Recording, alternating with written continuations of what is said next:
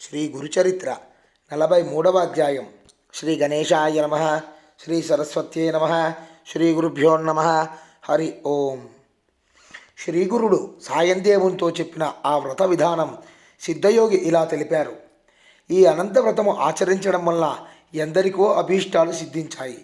దీనివల్ల ధర్మరాజు తాను కోల్పోయిన రాజ్యమంతా తిరిగి పొందగలిగాడు. పాండుపుత్రుడైన ధర్మరాజు కపట జూదంలో ఓడిపోయి తన తమ్ముళ్లను ద్రౌపదిని తీసుకొని ఘోరమైన అడవి ప్రాంతాలకు వెళ్ళి ఎన్నో కష్టాలు అనుభవించాడు.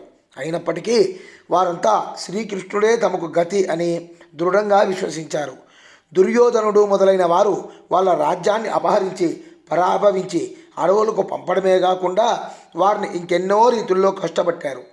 వారు కడుపు నిండా భోజనమైనా లేక బాధపడుతుంటే వారి పుణ్యం కూడా నశింపజేయమని దూర్వాస మహర్షిని పురిగొల్పి వారి పైకి పంపారు.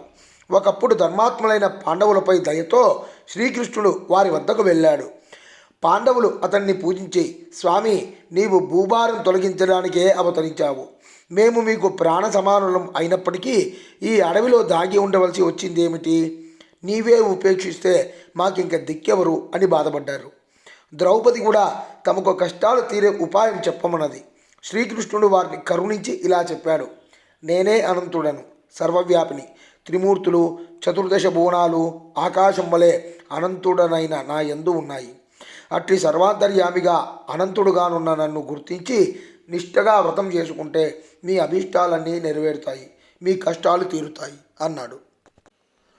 ఈ అనంతవ్రతము భాద్రపద శుద్ధ చతుర్దశి నాడు మధ్యాహ్న సమయంలో భక్తిగా ఆచరిస్తే మీ రాజ్యం మీకు లభించగలదు. పూర్వం కృతయుగంలో వశిష్ఠ గోత్రానికి చెందిన సుమంతుడు అనే ఋషి ఉండేవాడు. అతనికి సుశీల అనే కూతురు ఉండేది. ఆమె జన్మించిన కొద్ది కాలానికే అతని భార్య దీక్షాదేవి చనిపోయింది. సుశీల తండ్రి వద్దనే పెరుగుతూ భక్తి శ్రద్ధలతో పూజలు చేస్తూ ఉండేది. సుమంతుడు తన కర్మానుష్ఠానికి భంగం రాకుండా ఉండేందుకు రెండవ వివాహం చేసుకున్నాడు. కానీ ఆమె గయ్యాలి, ఎప్పుడూ భర్తతోనూ సవతి కూతురుతోనూ పోట్లాడుతూ ఉండేది. కొంతకాలానికి సుమంతుడు తన కుమార్తెను వేదశాస్త్ర పారంగతుడైన కౌండిన్యకి ఇచ్చి వివాహం చేశాడు. కానీ అతని భార్య పెట్టే బాధలకు ఓర్వలేక కౌండిన్యుడు వేరొక చోట కుటీరంలో కాపురం ఉండదలిచాడు. అయినా కూతురు కాపురానికి వెళ్ళే రోజు కూడా దోవపత్యానికి కించిత్తు పేలపిండి అయినా ఇవ్వడానికి ఆమె అంగీకరించలేదు. ఎలాగో ఆమె చూడకుండా సుమంతుడు కొద్ది గోధుమ పిండి మాత్రం ఒక ఆకులో కట్టి ఇచ్చి వారిని సాగనంపాడు. మరుసటి రోజు మధ్యాహ్నం ఒక ఏటి వద్ద ఆగి కౌండిన్యుడు స్నాన సంధ్యాదులు గావించుకున్నాడు. అక్కడ కొందరు స్త్రీలు ఎర్రని చీరలు కట్టుకుని కలశాలు పెట్టి పూజిస్తుంటే సుశీలాదేవి విచారించగా తాము అనంతవ్రతం చేస్తున్నట్లు చెప్పారు. ఆమె కోరిక మీదట ఒక ముత్తైదువ ఆ వ్రత విధానం ఇలా చెప్పింది. ప్రతి భాద్రపద శుక్ల చతుర్దశి నాడు 14 ముడులు వేసిన ఎర్రని తోరము సిద్ధం చేసుకుని ప్రవహించే నీటిలో స్నానం చేసి ఎర్రని చీర కట్టుకుని ఆకులతో ఒక కలశం స్థాపించాలి. ఆ కొత్త వస్త్రం మీద గంధంతో అష్టదళ పద్మము గీచి దానిపైన దర్భలతో చేసిన సర్పాకృతి నుంచి శేషశాయి అయిన చతుర్భుజుణ్ణి ద్వాదశాక్షరి మంత్రంతో కానీ పురుష సూక్త విధానంతో కానీ యథాశక్తి పూజించాలి. తరువాత ఆ తోరము కుడి చేతికి కట్టుకుని పాత తోరం విసర్జించాలి. తరువాత గోధుమ పిండి వంట నివేదించి దక్షిణతో సహా ఒక వేద విప్రునికి దానమియ్యాలి. తరువాత యథాశక్తి బ్రాహ్మణులకు భోజనం పెట్టాలి. ఇలా 14 సంవత్సరాలు చేశాక ఆ 14 కుండలు దానమిస్తే అన్ని పురుషార్థాలు సిద్ధిస్తాయి అని చెప్పారు. అలా చెప్పి ఆ ముత్తైదువ సుశీలా చేత కూడా ఆ అనంతవ్రతం చేయించింది. తర్వాత ఆమె తన భర్తతో కలిసి బయలుదేరింది. ఆ వ్రత మహిమ అన్నట్లు దారిలో ఒక పట్టణంలోని పౌరులు ఆ దంపతులకు ఎదురొచ్చి వారిని అక్కడే ఉండమని ప్రార్థించారు. అక్కడ కొంతకాలం కౌండిన్యుడు శ్రీమంతుడై సుఖంగా నివసించాడు. ఒక రోజున కౌండిన్యుడు తన భార్య చేతికున్న తోరము చూచి, ఇదేమిటి, నన్ను వశం చేసుకోవడానికి ఈ ఎర్రని తోరం ధరించావా ఏమి అని అడిగాడు. ఇది అనంత తోరమని, దాని మహిమ వల్లనే తమకు సిరి సంపదలు వచ్చాయని ఆమె చెప్పినా నమ్మకుండా అతడు దానిని త్రెంచి నిప్పుల్లో పడేశాడు. కొద్ది కాలంలో వారింట దొంగలు పడి సర్వము దోచుకుపోయారు. అప్పుడు కౌండిన్యుడు తన తప్పిదము గుర్తించి ఎలాగైనా అనంతుణ్ణి దర్శించి ఆయన్ను శరణు పొందనితే భోజనమైనా చేయనని శపథము చేసి అనంత అనంత అని కేకలు వేస్తూ ఒక అడవిలో వెతకసాగాడు. దారిలో ఒక చోట పూత కాయలు కాయని ఒక పెద్ద మామిడి చెట్టు చూచాడు. అదేమి చిత్రమో గాని దాని మీద ఒక్క పక్షైనా వాల్లేదు. కౌండిన్యుడు అనంతుడు ఎక్కడ అని అడుగగా ఆ చెట్టు నాకే ఆయన దర్శనం లభించలేదు అని చెప్పి, నీకు కనిపిస్తే నా దుస్థితి గురించి ఆయనకు నివేదించు అని చెప్పింది.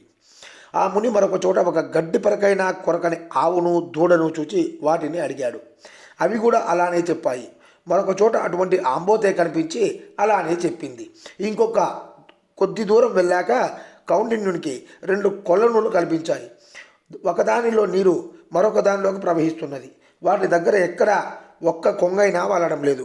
అవి కూడా అనంతుని గురించి అతనికి అలానే చెప్పాయి. తర్వాత ఒక గాడిద ఒక ఏనుగు కనిపించి అనంతుడు తమకెక్కడా కనిపించలేదు అన్నాయి. చివరకు అలసిపోయిన కౌండిన్యుడు ఒక చోట కూలబడ్డాడు. అప్పుడు ఒక ముసలివాడు అతని చేయి పట్టి లేవదీసి అనంతుణ్ణి చూపిస్తాను రమ్మని ఒక అందమైన పట్టణంలోని రాజభవనంలో సింహాసనం పైనున్న ఒక సుందర విగ్రహుణ్ణి చూపించాడు. కౌండిన్యుడు అతడే అనంతుడు అని తలచి అతన్ని స్తుతించి నమస్కరించాడు. అప్పుడు అనంతుడు అతనికి 4 పురుషార్థాలు శాశ్వత వైకుంఠ నివాసము వరంగా ప్రసాదించాడు. అప్పుడు కౌండిన్యుడు తాను అడవిలో చూచిన వింతలన్నింటినీ ఆయనకు చెప్పాడు. అనంతుడు ఇలా చెప్పాడు. పూర్వం ఒక విప్రుడు విద్వాంసుడై కూడా ఎవరికీ విద్య నేర్పకుండా తన కాలమంతా శాస్త్రవాదాలతోనే గడిపాడు. అందుకు అతడు మరుజన్మలో ఆ వ్యర్థమైన మామిడి చెట్టై అడవి పాలయ్యాడు. చవిటి నేలను దానమిచ్చినవాడు మరుజన్మలో మేతమేయని పశువయ్యాడు. శ్రీమంతులై కూడా కొంచెమైనా దానము చేయనివాడు నీవు చూచిన ఆబోతుగా జన్మించాడు. ఒకరికొకరు దానమిచ్చి పుచ్చుకున్న అక్క చెల్లెళ్ళే నీవు చూసిన ఆ 2 చెరువులు. క్రోధం వహించిన వాడు గాడిదగాను, మదించి విచ్చలవిడిగా ప్రవర్తించిన వాడు ఏనుగుగాను జన్మించారు. నీవు పశ్చాత్తాపంతో పరిశుద్ధుడి అయ్యావు గనకే ఆ వృద్ధి రూపంలో నేనే నీకు దర్శనమిచ్చాను. అవన్నీ పశ్చాత్తాపంతో తమ దుస్థితి నీకు చెప్పుకుని నాకు తెల్పమని నిన్ను కోరినాయి కనుకనే వాటన్నింటికీ ముక్తి కలిగింది. నీవు పునర్వసు నక్షత్రమై ఆ పునర్వసు నక్షత్రంగా శాశ్వతంగా ఆకాశంలో నిలుస్తావు అని అనంతుడు ఆశీర్వదించి పంపాడు.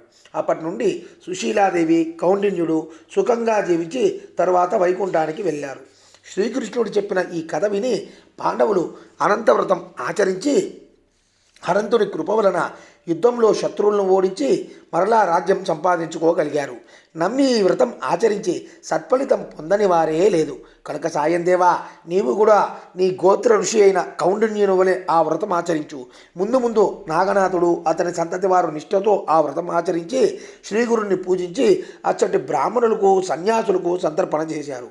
తర్వాత అతడు తన భార్యా బిడ్డలను ఇంటి వద్ద దించి వచ్చి తన జీవిత శేషమంతా గురుసేవలోనే గడిపి తరించాడు.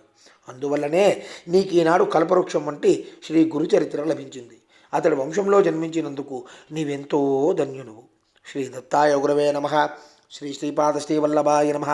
శ్రీ నృసింహ సరస్వత్యే నమః. ఇది శ్రీ గురుచరిత్ర 43వ అధ్యాయం సమాప్తం. జై గురుదత్త.